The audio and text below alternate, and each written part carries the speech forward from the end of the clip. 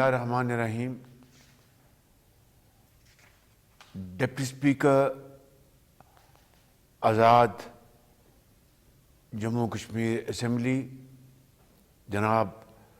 چودھری ریاض احمد گجر صاحب، جناب وزیر اعظم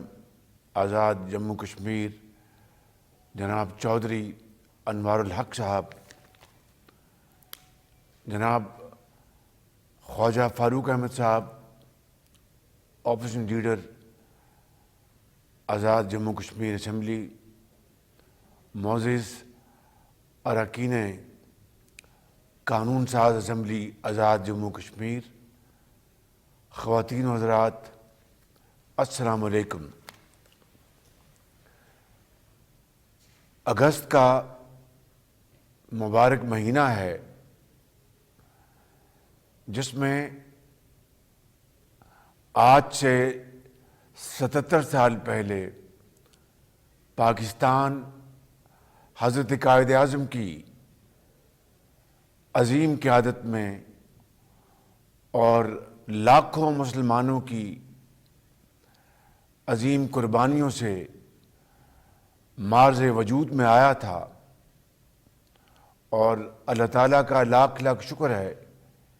کہ آج سبز حلالی پرچم تلے پاکستان کے عوام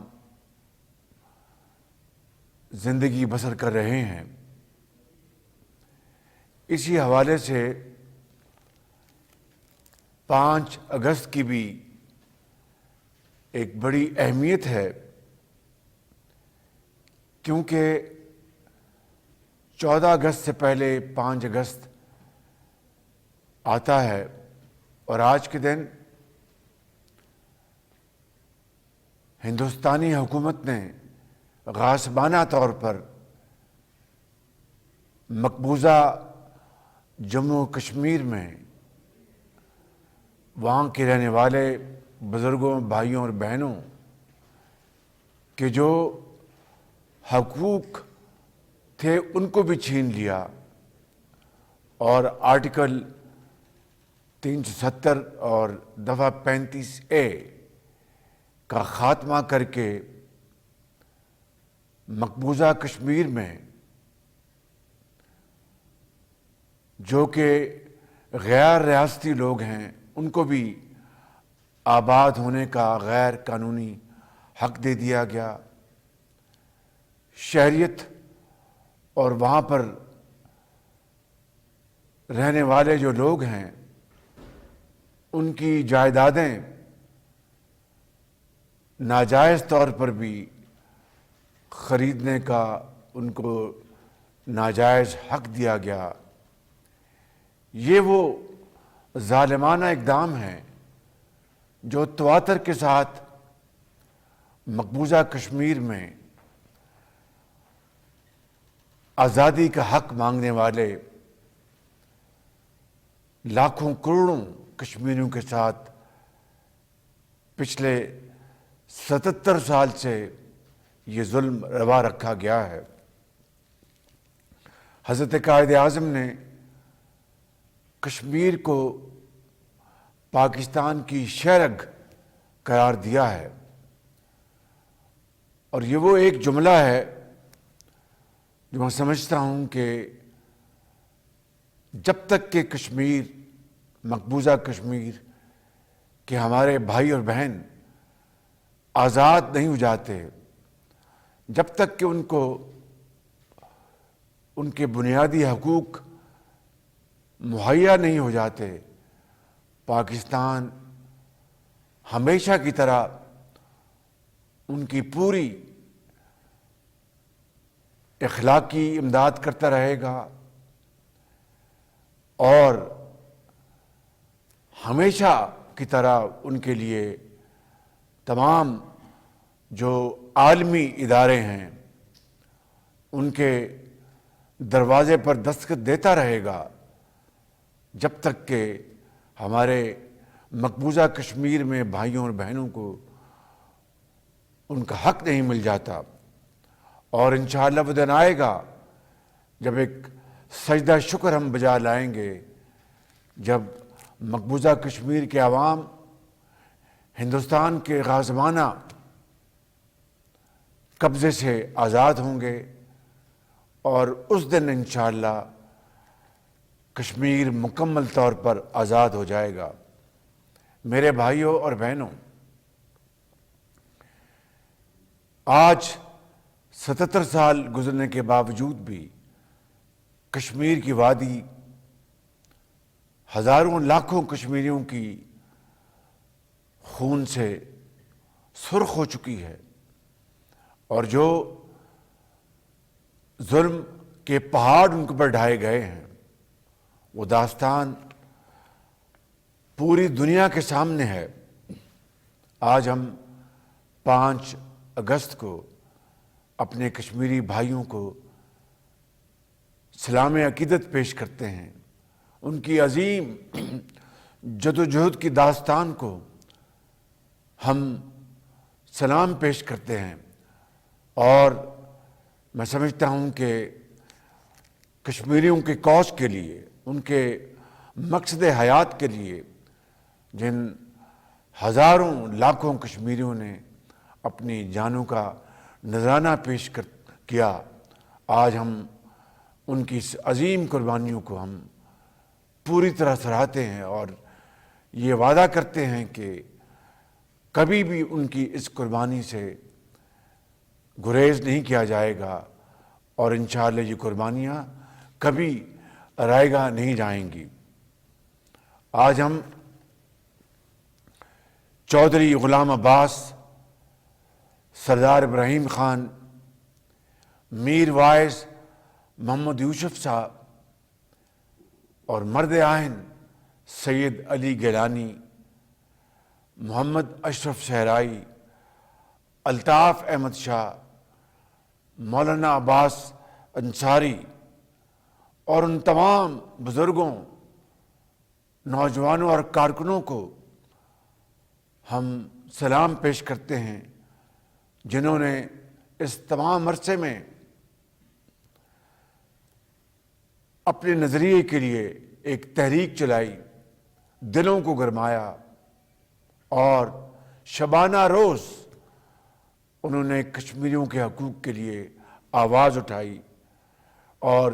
ہندوستان کے جبر کا بھرپور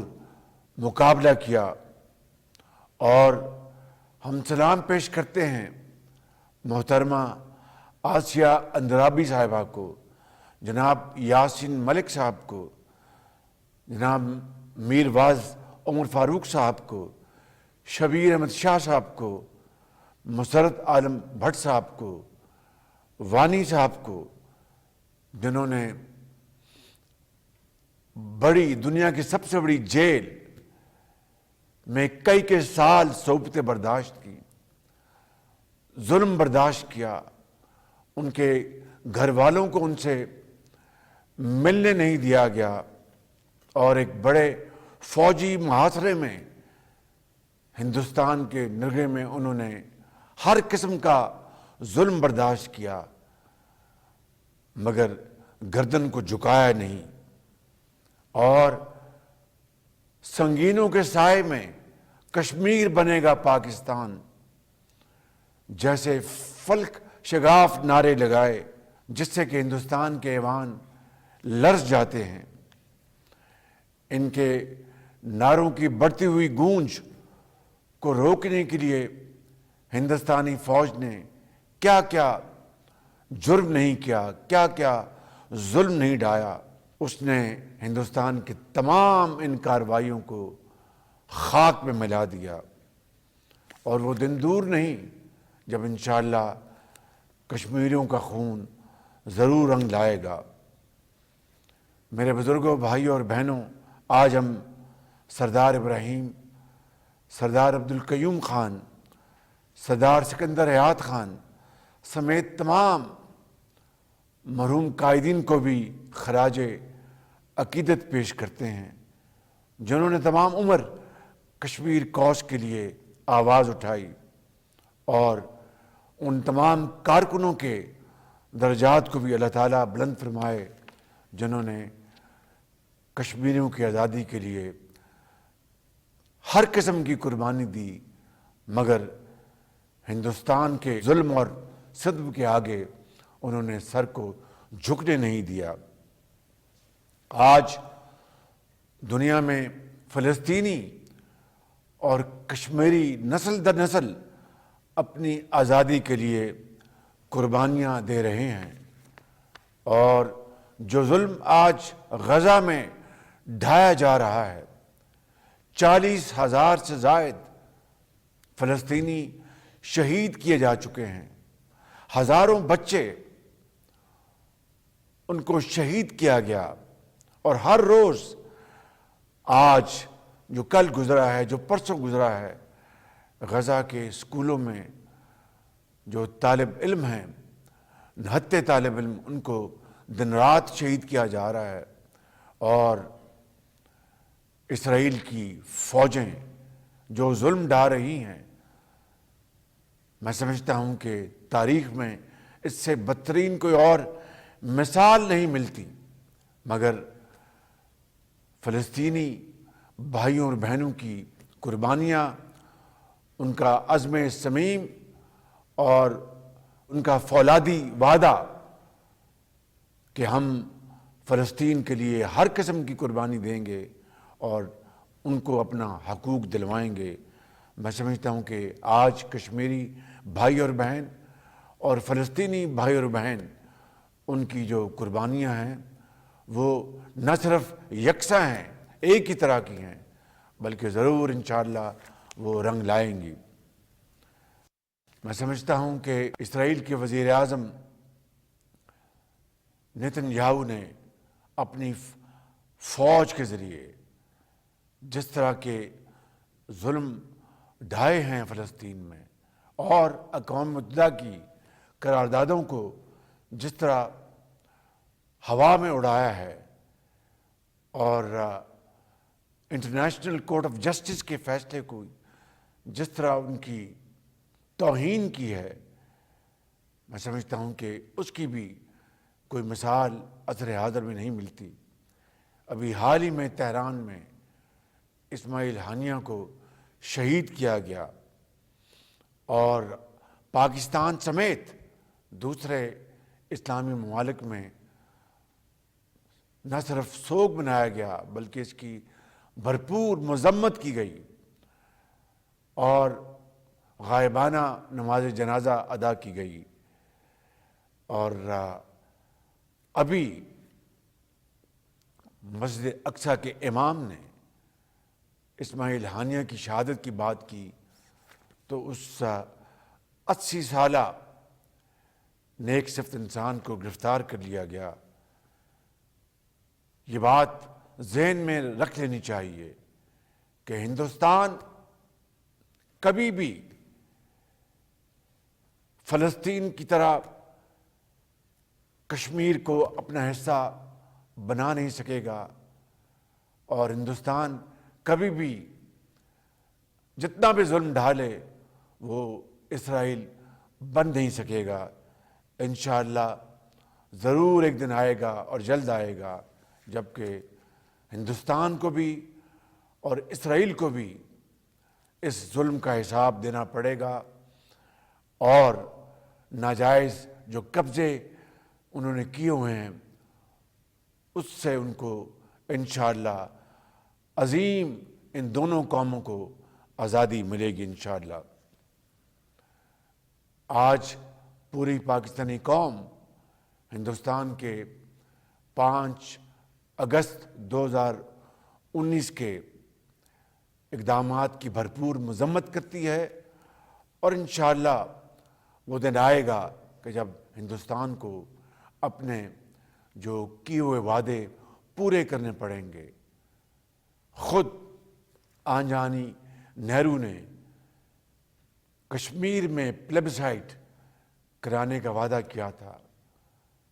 اقوام متحدہ کی جو قراردادیں ہیں اور سیکورٹی کونسل کی قراردادیں،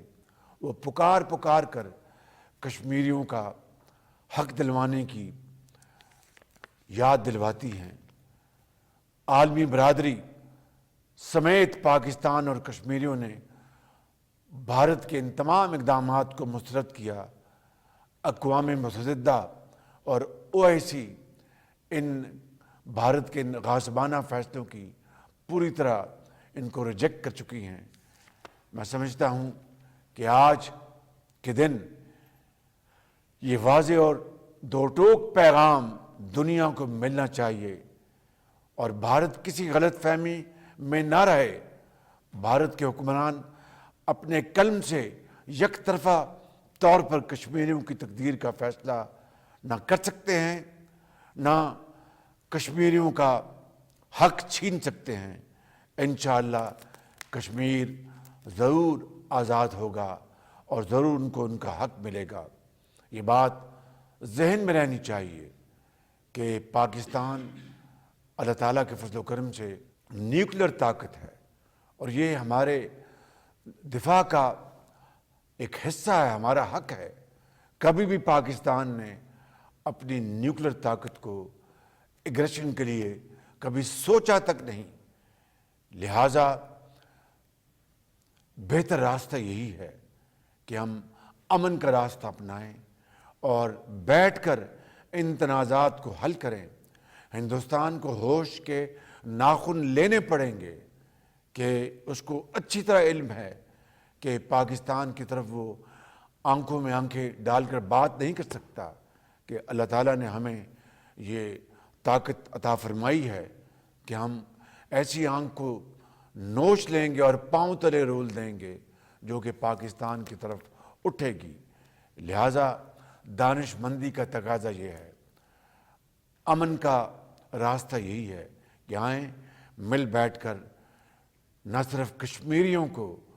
ان کا حق خود ارادیت ان کو مہیا کریں اور خطے میں امن قائم کریں، بلکہ فلسطین کے نہتے مسلمانوں کو ان کا حق مہیا کریں تاکہ فلسطین آزاد ہو اور دنیا میں امن قائم ہو۔ اس کے علاوہ اور کوئی راستہ نہیں ہے، تمام راستے تباہی کی طرف جاتے ہیں۔ مجھے امید ہے کہ آج کے دن یہ پیغام ہندوستان کو اور اسرائیل کو واضح طور پر پہنچے گا کہ امن کا راستہ، واحد راستہ یہی ہے کہ کشمیریوں کو اور فلسطینیوں کو ان کا حق بلا تاخیر ان کو دیا جائے۔ پاکستان پائندہ باد۔